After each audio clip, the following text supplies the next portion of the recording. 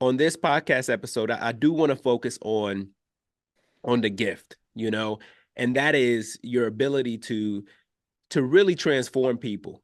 And that's not something that I take lightly or for granted, because if we could do it, then we'd never go and make appointments. We never sit down on your chair, in my case, go to a barbershop, because if it were that easy, we would just do it ourselves. Right. But we give our trust to someone else in Mhm. hopes that, yes, we're gonna walk away feeling like $1 million. Right. Did you realize that early on? Like, this is a gift that I have, this is a talent, but I also say gift because I feel like while you did go to school, and you could elaborate on this, while you did go to school, since you were a kid, it sounds like you already had this like Mhm. natural ability. So how would you describe it? And like, when did you realize that you had the gift? You know? I would say I really realized that I had that true gift when I was working at Sneaker Villa. I was doing retail. I saw that, I'm a people person. I always wanted to work for a business and learn management, customer service skills. And then I was like, man, if I'm working at a sneaker store, I don't want to be here for the rest of my life. Although I could have made it at a higher level, moving to Philadelphia because they offered me positions that were big within the company. But at the time, I wasn't like trying to risk certain things because I had a child too. So I was like, I kind of put him first and set that to the side. But then once I left Sneakerville, I was like, I want to own a business. I want to be a business owner. But I wasn't like in tune for hair. It was like, what is it that I need to find? Like, what is my true gift? I knew I had a gift and the ability to treat people real nice and have the customer service, because if you don't have that, you can have the gift and your business will not succeed if you don't have customer service skills, right? You're going to lose people like that. Like, you know what I mean? So I would say, yeah. So that I worked at Sneakerville. Whew, that was back in By the way, 2007. Sneaker Villa was that was the most popular store. And I Right. remember you worked at the one downtown on Market Street, right? Yep. Mm-hmm. It was super popping at Sneaker Villa. Absolutely. Like, Absolutely. everybody wanted to go to Sneaker Villa for not only the flyest sneakers, but the great outfits. Yep. The And clothes. everything was always up to date. Yep. There were new releases. I'm not sure if at that time you could say that there were a lot of sneakerheads. Were there? Because were there people waiting for releases like, early in the morning? Did that happen? Were there ever lines? No, not at Okay, that so there time. wasn't that kind of craze. However, we had a customer service list. Like, it was customers based on how much, like, the heavy hitters, and at the time it was drug dealers, and let's Yeah, keep it real. And they're like, right. Rose, you Yeah. need to call Let's call a such and spade a such, spade. and you're Spanish, and we need you in here. And I'm like, I don't want to call because there's always going to be an issue if I'm calling a man because I'm a woman, and I will call and be like, hey, we got these J's, and but you never had to wait. It was like you come, and it was first come first serve. You came, and at the time Nike was like doing, it's not like they do now, like 12 sneakers. They only raffle that. Before, we just had like maybe 24 pair of Jordans. The retro 4 came in, and by the time the sneaker came in, we already called everybody. They came and picked them up and kept them moving. But then we were thinking of doing a raffle, but it just like didn't happen. By the time I left, I'm sure that that's when everything started to be implemented on that. But yeah, we didn't have that. Okay. What? I could just get a pair of sneakers and I go to school. They'd be like, look at this Puerto Rican girl, she don't know how to match her outfit, but her feet is nice.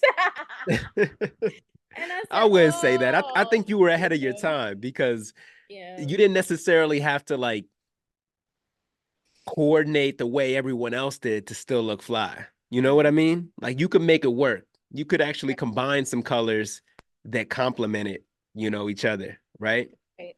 But I do think it's interesting that you say it wasn't just that I could do hair.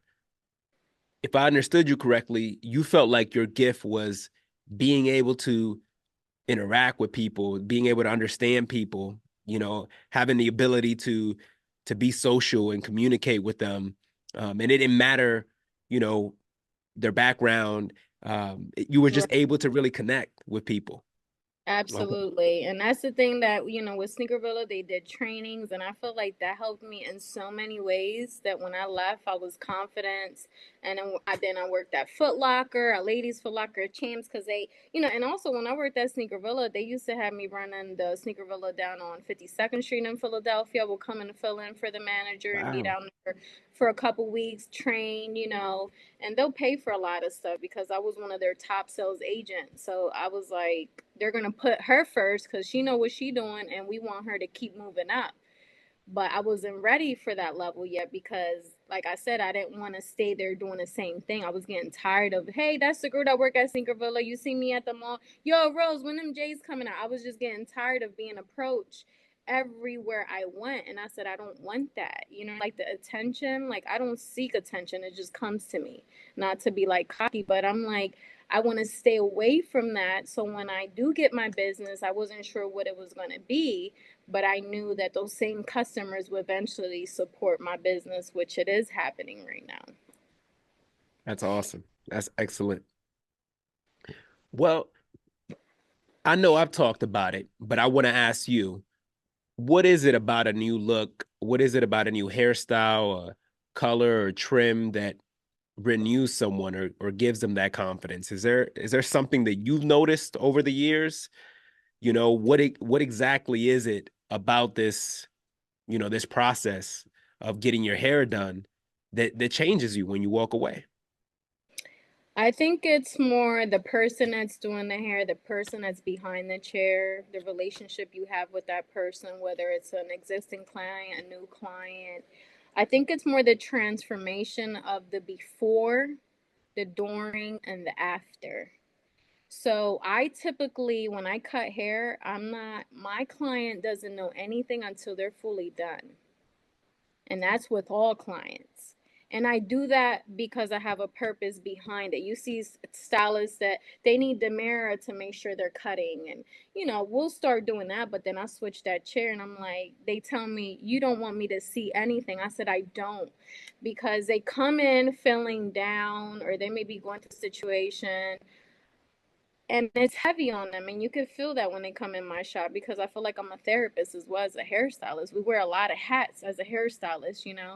So once I flip that chair and say, you ready for the moment, I think for me is more of seeing the wow and the tears coming down, like, wow, you did that. I feel like a boss. I feel like I'm someone important. Everything I just was going through is out the window. Let me walk confident. And I give them a word of encouragement. We're talking, and I this is why I do appointments only, because I want to get to know you, you get to know me, and you're a family member. That's how I see it. My salon is like my second family. So I think it's more the after effect of them looking in that mirror and seeing what there was before and now after, and it's like, wow, like, I'm telling you, people cry, and I'll be like, why, did I do something wrong? They're like, no, it's, you just don't understand what you just did today alone. And especially for new customers, it's like mind blowing. Like, you have to be there to see the expression, you got to hear the talk, the conversation, and it's like, that's what brings everything together for that client to know that, I'm walking out of here knowing that I'm that girl, not to use, bad words, but people say, yo, I'm that chick, you know what I mean? Like, I just got Rozay's Yeah. touch. And honey, they'd be like doing this, doing that. I'm like, well, don't break your neck when you get out of here. But it's that, and that makes me feel good because that tells me that I did my job as expected, although it's different with each individual client. I hear you. And there really is that all moment.